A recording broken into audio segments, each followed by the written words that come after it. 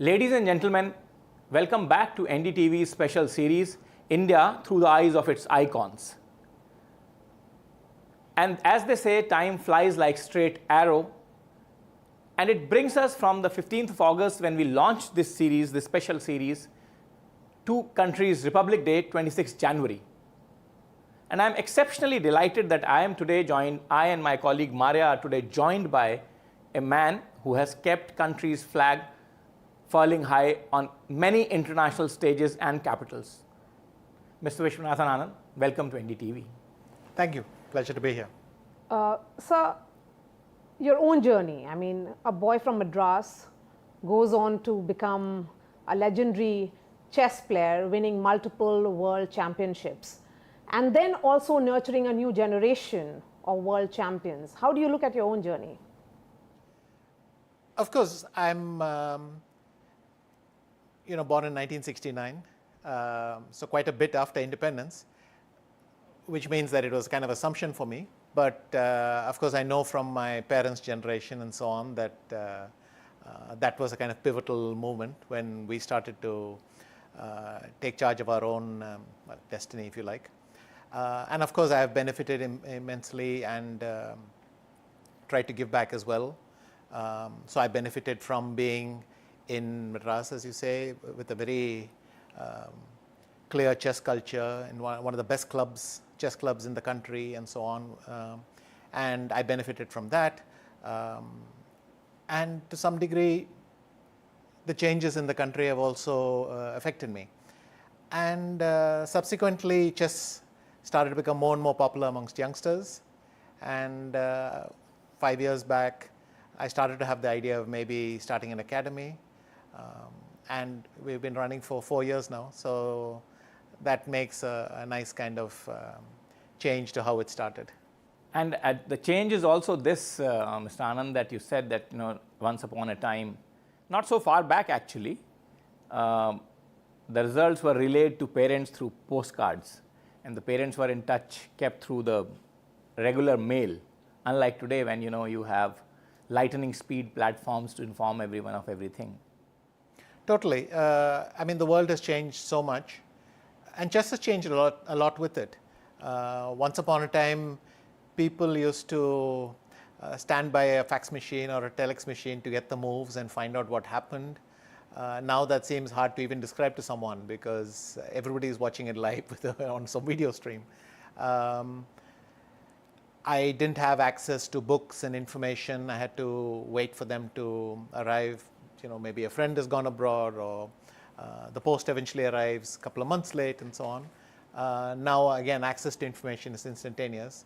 Computers have had a very, very big effect on the game. So you could say that I span a lot of eras in chess, and the era I grew up in playing chess is almost unrecognizable today. So any anecdote you wish to share, particularly that world saw world champions very differently in 2000s? Look, the title of the world champion has always been very, very important in chess. Almost all the great legends that kids grow up reading about and being inspired by are world champions. So for me, right away, it was a dream to one day become a world champion. I got the chance finally in the year 2000, and coincidentally, the tournament happened here in New Delhi. I was lucky that my stars aligned then. I had had a couple of attempts before, but in New Delhi, I played extremely well and finally became world champion, which was my lifelong dream. And your mother has been your principal teacher. She introduced you to chess and in many ways nurtured as well. Yes, and I was lucky that my mother knew how to play chess, and she came from a family of chess players. So her younger brothers, my uncles, were playing at university and things like that.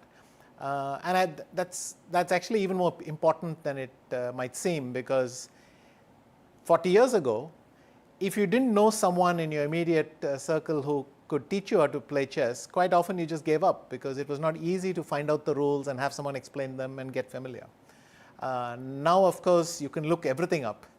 But back then, it was a very, very important deal. And almost all the world champions, they learned chess from either their father or their mother at a very young age. So that was very crucial for me. You can call it luck. My mother also, and my parents were quite supportive at a time when not all parents were thrilled at the idea of their children getting into sports. So that was kind of a factor. But my parents, I think, wanted me to do what made me happy. And they kind of, I don't know that they had no misgivings whatsoever, but if they had, they kept it to themselves. And that's a huge thing, because without that kind of support, you feel a weight on your shoulders when you play. So I was lucky in that sense.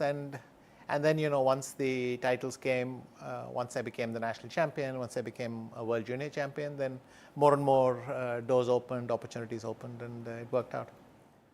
Mr. Anand, the fact that you were also the first Asian world champion, the fact that now it seems that the dominance in the chess of a select few countries, like it was the case for a very long time, also seems to be moving. And India seems to be suddenly becoming a dominant player. Of course, you were the trailblazer in that sense. You think, that is also an achievement that we have done in the last 75 years of independent India's journey? Every journey, in a sense, starts somewhere. We started slowly, as you can imagine. But we always had a core community of very dedicated chess fans. Also, I would say, centered in Chennai, Madras. So I benefited that hugely when I grew up. And of course, from there to where we are now, it's been quite fast in 30 years. So I was the first grandmaster in 1987. By 2000, we had 6 grandmasters. And now we have 85. And in fact, most of them have gotten their titles over the previous decade, from 10 to 20. So you can see a kind of snowball effect, a momentum there. And right now, I would say India is one of the leading countries in chess by several metrics. I mean, you can always compare these things, but by several metrics, we're one of the leading countries in chess. And of course, the fact that we have a second world champion, Gukesh, gives us the hope that this will continue. And being a national icon and winning the World Chess Championship in 2000, was there a lot of pressure on you? How did you handle that burden of being watched so closely? I believe by 2000, yes, there was some pressure. In 1990, when I started my journey, I played my first World Championship cycle and tried to get there. Almost everything I was doing for the first time. So I wouldn't say I felt a lot of burden. In fact, when I qualified for the candidates, I thought wonderful. Then every match was an adventure, kind of, the journey is the destination, all that. But I went through one cycle, then a second one. And by this point, you kind of, first of all, your ambitions are higher. I mean, finishing second has been fun, but you can't get much more out of it. And I really wanted to win it myself. And I think, the fans and so on were also looking forward to it. It finally happened in Delhi. That was extra meaningful. And I was very, very happy because, it really felt like finally I've nailed this. I understood what I had to do. That winning a world championship is different from any other title, and somehow it's the full stop in a very, very special journey. And the people you were playing against, mostly the Russians, Kasparov, Karparov, they were also themselves legendary. I mean, they were actually the titans of that era, and they were the stars of the world chess at that point in time. To sort of overpower them and append the matrix is also something that would have been really, really an achievement. Yes, in a sense, at that point, for about 50, 60 years, the Soviet Union had dominated chess. And by dominate, I mean a kind of domination which no longer exists even. It's unimaginable today. Unimaginable today. They would often field a team against the rest of the world and still win fairly convincingly. So, that was the level of their dominance. However, it's a slightly mixed story. I grew up in the playing chess in the Soviet Cultural Center in Madras. I used to, later on in life, I got to interact with a lot of, ex-Soviet, Russian, Ukrainian, whatever players.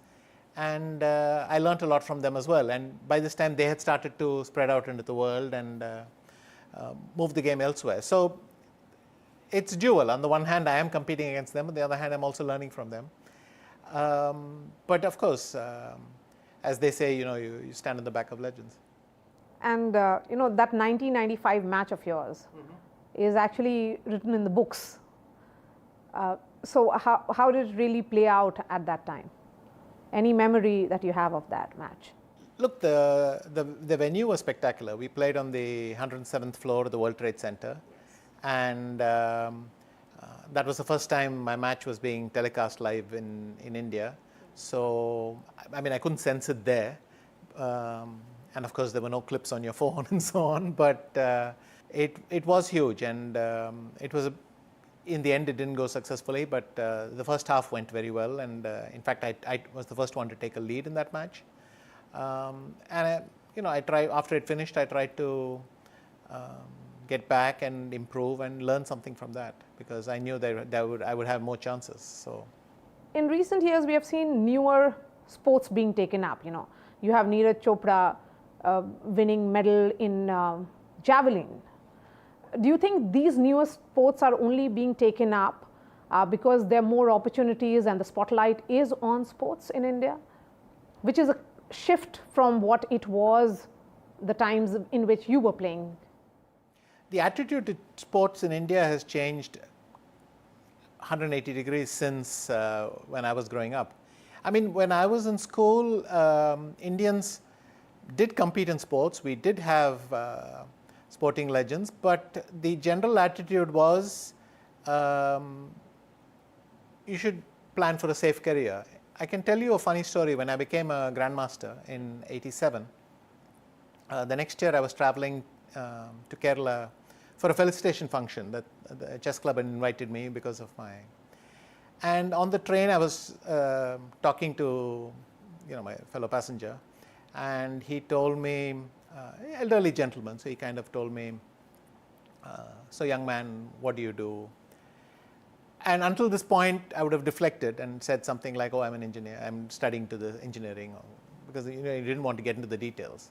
But having just become a grandmaster, maybe I was slightly cocky. I told him, oh, I'm a chess player. Then he told me, okay, but what do you do? So this was not going according to plan. So I then tried to explain to him, no, I'm really a chess player. I'm going to make a living playing chess and so on. Because by this point, I felt that with the grandmaster title, I had a reasonably secure job. I mean, he asked a few more questions, and then at some point he said, young man, I hope you don't mind me giving you some advice. In our country, sports is a very difficult career. If you were Viswanathan Anand, you could probably make a living playing chess, but otherwise it's very risky. And I think that kind of is a perfect story for how we viewed sports in those days. So, and then, obviously cricket became very popular. It could hold its own, but in all other sports, you struggle to get everything. And compare that to today, when almost every sport, you have the opportunity to participate, you have the resources, you have the ability to travel where you want, get what you want. So we can not only talk about independent India, but also post-91 India, all those changes and so on.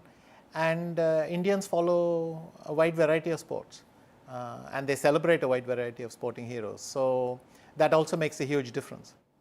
But tell me something, Mr. Anand, that all that is fine, but in sports like chess, we have made great progress. And as you said, that look at the number of the grandmasters, and look at the way we are celebrating Gukesh and Pragananda. But look at our performance in Olympics. Still lags very, very, very, behind than what our actual potential should be.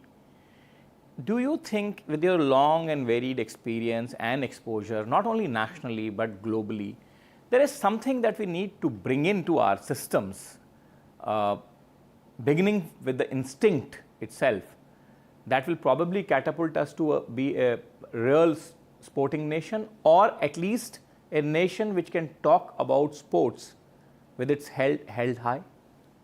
I won't pretend to give all the causes of the thing, but you can see that in India, generally we are starting from a low point in terms of participation, in terms of sporting facilities.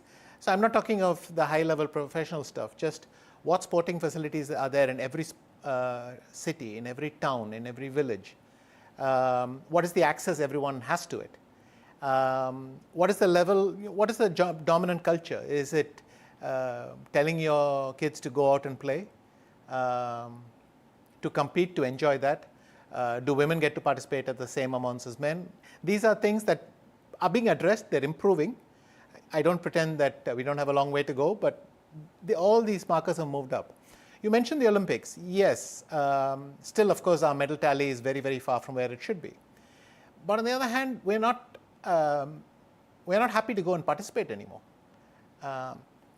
There is a culture change where now people who don't win a medal come back disappointed. They don't come back proud that, oh, I was there. I mean, I don't want to overemphasize this point as if it's an accomplishment, but nonetheless, it's steady progress, it's a change in attitude. In chess, I would say one of the advantages is that there's a lot of participation. I mean, at homes, youngsters take to the game in huge numbers, and you can automatically see then, well, India is able to compete very well. And you know, if this happens across sports, then you will see the results follow. It's inevitable. I no longer doubt that, because I can see that in the few cases where our athletes are given the support they need, the training they need, then they're just as good as anyone else. But if you want to talk about India's sporting achievements, then of course it's more than creating one center of excellence. You'll have to do it village by village, make it a mass culture, but also a culture where people are thrilled to play sports every day. You have always balanced your own individual ambitions with a sense of responsibility towards society. We have seen that you have created an academy as well. Since I'm a woman, I'm very curious that will there be a girl world chess champion ever, or do you think that's a distance title? In your own academy, is there a bright spot? We are also working with several girls in our academy. But look, there is a gap. It's a worldwide gap. It's not specific to India. And women have never become the open world champion. And with the exception of Judith Polgar, who rose to as close to number 7, at some point she peaked at number 7 in the world ranking list. There isn't someone comparable. I think that is also explainable by participation rates. So again, here we bring the role culture, but now we're talking globally. Girls are not competing in the same numbers as boys and things like that. But, well, I would love for it to happen. I mean, we're all working towards that. So, I mean, the first girl who becomes an open world champion is going to be fantastic for chess. Well, I don't think that, the statistics that you have just relayed have been too pleasing to the ears of your intently listening wife, I mean, those statistics I don't think are pleasing her. But nonetheless, tell me something, Mr. Anand, that now that you have the academy and that you are, largely playing the role of mentorship, all these youngsters look up to you and the kind of mentor-mentee relationship that you have developed with them.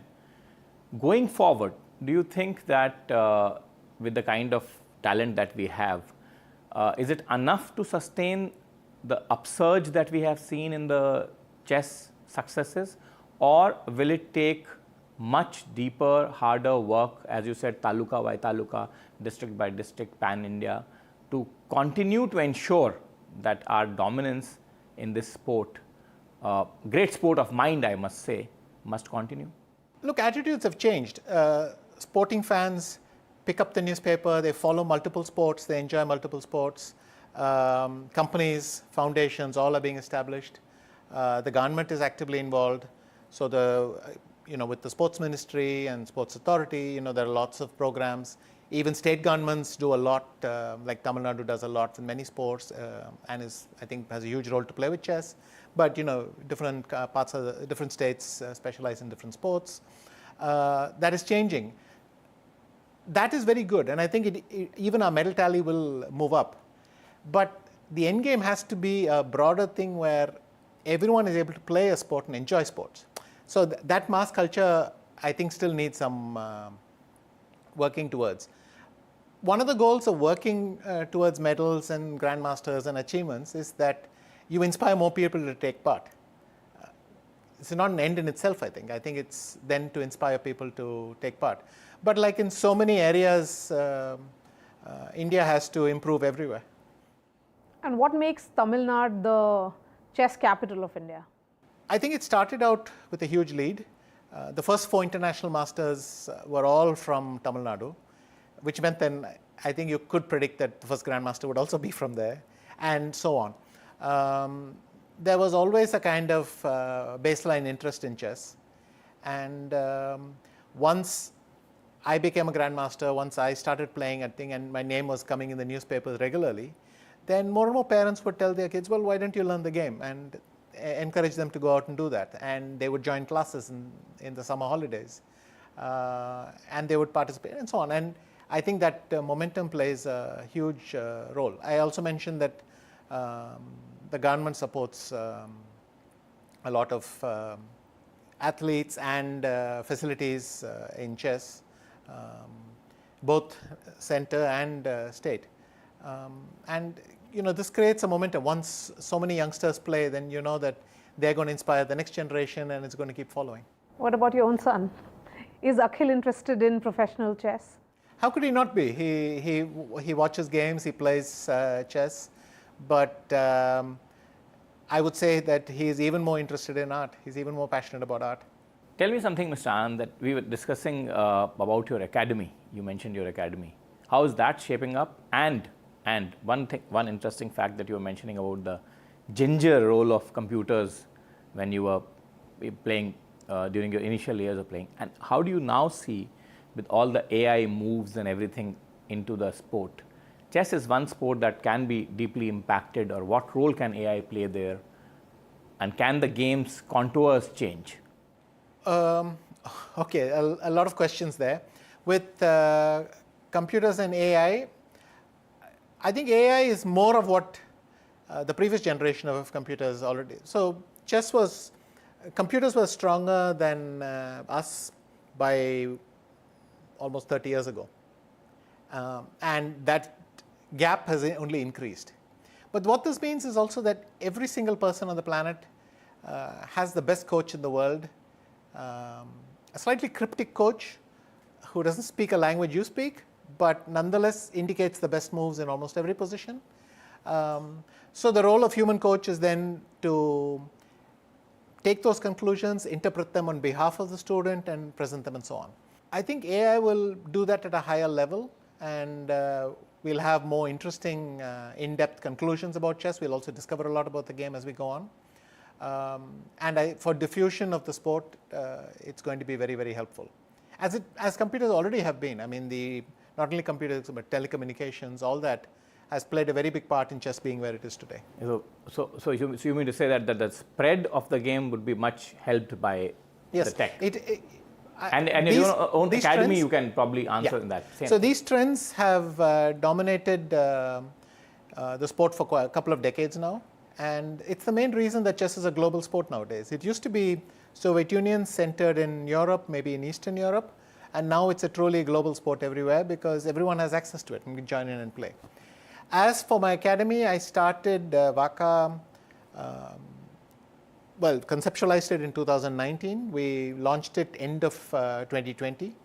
And the idea was to take the most talented juniors and get them to... See, at that point, what was happening was India dominated the junior level competitions in chess, but many of them were not breaking through into the top. So I saw my academy as a chance to do that together with Westbridge, and things have gone incredibly well. I hoped that we would have a player in the top 10 within 3 or 4 years. And we have a world champion in 4. So it's almost been too good. But it's great because now he will inspire many others to join and so on. We started with 4 of the most talented juniors, and a 5th boy joined, and then we had 1 girl, and now there are 5 or 6. So that we're also answers the slowly girl. expanding. That answers the girl problem of the chess. Yes. Again, the thing is you have to support girls because, once, because you have to create a conducive atmosphere for them to want to take part. And they should, the moment they come into a tournament venue, they should feel, I belong here. This is going to be fun. It's going to be enjoyable. And so that's what we work towards. Also in my capacity as Deputy President of FIDE, the World Chess Federation, that's what we're trying to do globally anyway. Increase prize funds in chess for women, get more initiatives in every country for them to participate more and so on. And on the FIDE thing, if Marya doesn't have a question, I wish to ask you, had a bit of a spat very, very recently. Yes, perhaps you describe the spat and then I can answer it. No, I mean, there was a lot of defense for you coming in from the comments that you made. So, I mean, what was the controversy about, as in what triggered it? May I know exactly, specifically which one you're referring to? The latest one, in which, your comments were probably taken out of context, and then the FIDE chairman said that, no, don't take it out of context. And look, if you run a big global sporting organization, there are probably always going to be misunderstandings, issues. That's just the nature of sport. At the very least, you'll have people disputing umpiring decisions, and it can go further. But so I wouldn't say it's only recently. Over a couple of years, we have had a few bumps, but it's normal. I think the game is growing. We are organizing more events than ever before. And anyway, I'm glad that the FIDE president clarified that he thought that I'd been misunderstood. My last question to you, of course, the journey of India in many ways is intertwined with your own success, progress, and aspiration. Because we are looking at 26th of January, there are a lot of young aspirational Indians who are watching this interview. What would you like to tell them? And also, what does the Republic Day or the celebration of our Constitution on that day means for you? Okay, so first of all, the journey, yes, Indians' aspirations are higher than ever before. It's part of a trend, right? When you first get independence, people are happy just to be independent. Then they slowly aspire to more. Then people slowly conquer one area after the other, and it builds on. On top of that, the fact that we have such a young population means that we're going to be very, very ambitious, I mean, structurally for the next how many decades, I don't know.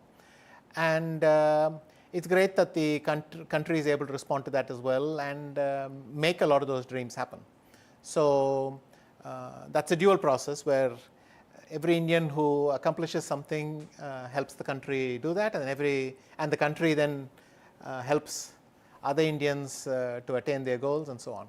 Republic Day, I've had the pleasure of having my son study the Constitution a lot recently, so that has kind of refreshed my memory. I always thought that independence was even more important, and Republic Day, was kind of a follow-up. But now I realize that the Republic Day, the Constituent Assembly, having the Constitution, all these were very, very important steps as well, which in invisible ways help us, help each of us aspire equally to everything. This year will be 78 years, and with the Republic Day and Jan 26, 1950 and all that, we are talking 75 years. Yes. So both very historic occasions. I was happy that 2 years ago on the 75th anniversary of independence, we had a chess Olympiad to celebrate and I hope this year we'll have some spectacular event as well. Thank you very much, Mr. Anand. And as I said, that we are exceptionally delightful and exceptionally grateful that we have you for the 26th of January celebrations this year on NDTV. Thank you very much. Thank you.